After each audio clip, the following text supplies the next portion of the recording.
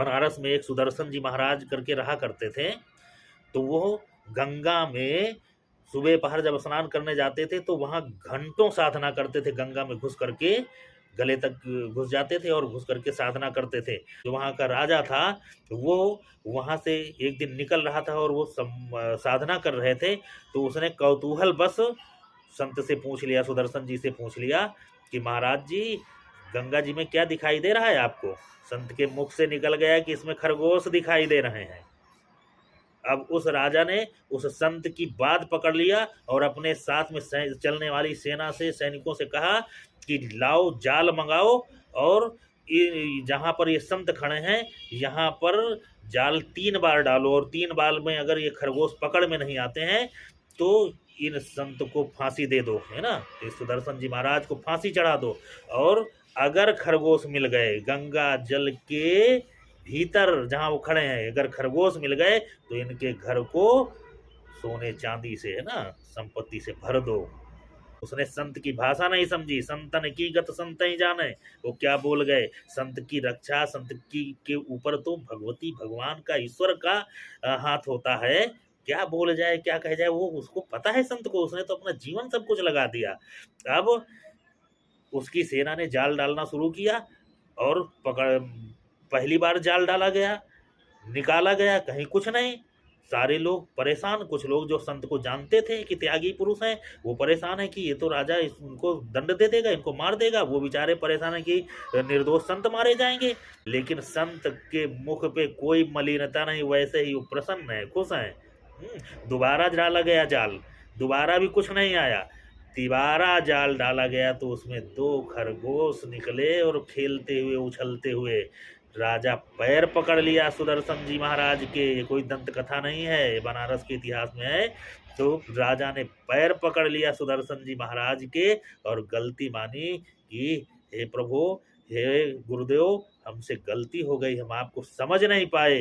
और संत को भी नहीं पता है कि ये क्या चमत्कार हो रहा है। वो तो भगवान की कृपा में मस्त है, उसकी दया में मस्त है। उससे तुम प्रेम की और उससे तुम माने क्या अपेक्षा रखते हो? वो अपने जीवन को तो भगवान पे लगा दिया।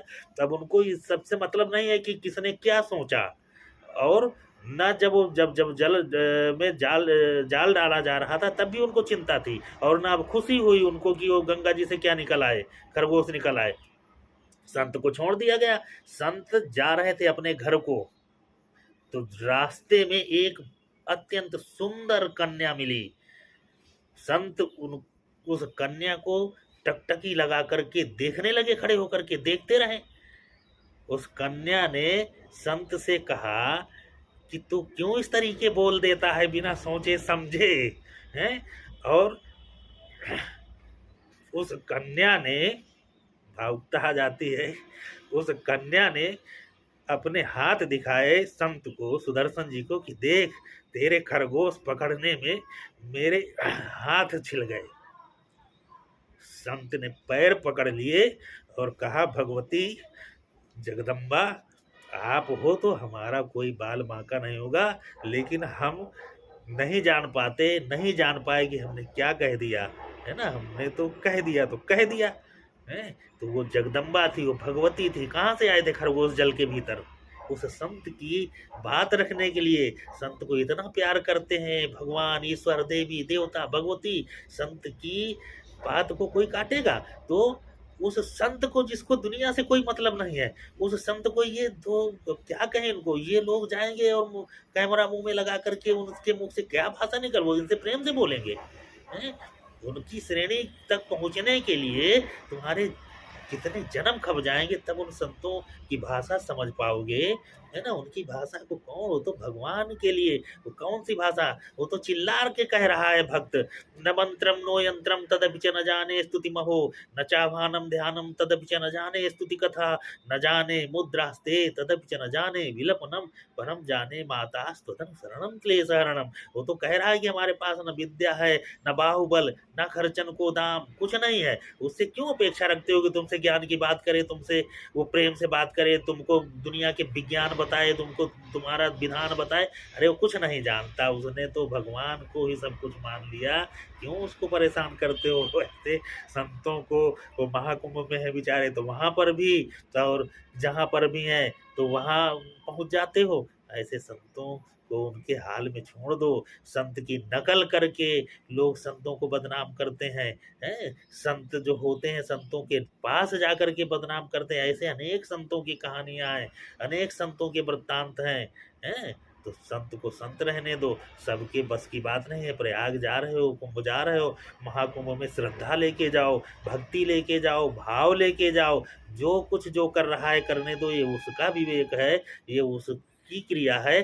तुम क्यों उसमें अपनी टांग अड़ा रहे हो? तुम क्यों उसमें अपना माथा खपा रहे हो? एक संत बेचारा जो कांटों पे लेटा हुआ है, और एक क्या कहें वो उस लड़की को, उस परिवार को, कि वो जा करके उस संत का किस तरीके से अपमान करती है, और वो संत बेचारे रोते हुए वहां से अपनी जो कुछ भी लोगों ने 10-10 20-20 रुपए जो भी डाले थे वहां, उनको समेटते हुए, और उनके आंख देखो तो उनको देख करके लग रहा है कि उनको भय है कि कहीं ये पैसे कोई छीन न ले। अब वो संत कांटों में लेटा है, क्यों लेटा है, कैसे लेटा है, ये तुम्हारा विज्ञान वहीं घुसेगा। तुमने कभी और तमाम जो कुछ हो रहे हैं, कभी चर्चों में गए अपना कैमरा लेकर के, हैं? कभी मदरसों में गए, कभी मौलवियों के पास गए, कभी तुम तमाम तमाम एक से एक जो मठाधीश दुनिया के तंत्र मंत्र जंत्र के नाम पे ढोंग कर रहे हैं, उनके पास जाते हो? तुम कभी नेता के पास जाते हो कि तुम झूठ के वादे क्यों करते हो, क्यों झूठ बोलते हो, तुम क्यों झूठ खादी पहने घूमे हो, हैं? कभी किसी तमाम ऐसी चीजें हैं, लेकिन उस संतों के पीछे, उस संत को क्या वो कितना लेके जाता, कोई राजा बन जाता क्या यहाँ से? अगर मान लो गलत भी, मान लो किसी तरीके से ट्रिक अपना के लेटा है तो कुछ माने उससे क्या नुकसान हो जाता, लेकिन पूरी योग्यता उसने उसने दिखा दिया। अरे वो संत के कम से कम उस पवित्र स्थान पे ईश्वर के नाम पे तो कुछ कर रहा है, करने दो। है यहाँ तो लोग डकैती डार करके और दुनिया के कुकर्म करके लोग जो है अपनी जीविका चला रहे हैं और अपने को ज्ञानी बता रहे हैं। तो कम से कम ईश्वर के भरोसे पे है, तो संतों के पीछे मत पड़ो।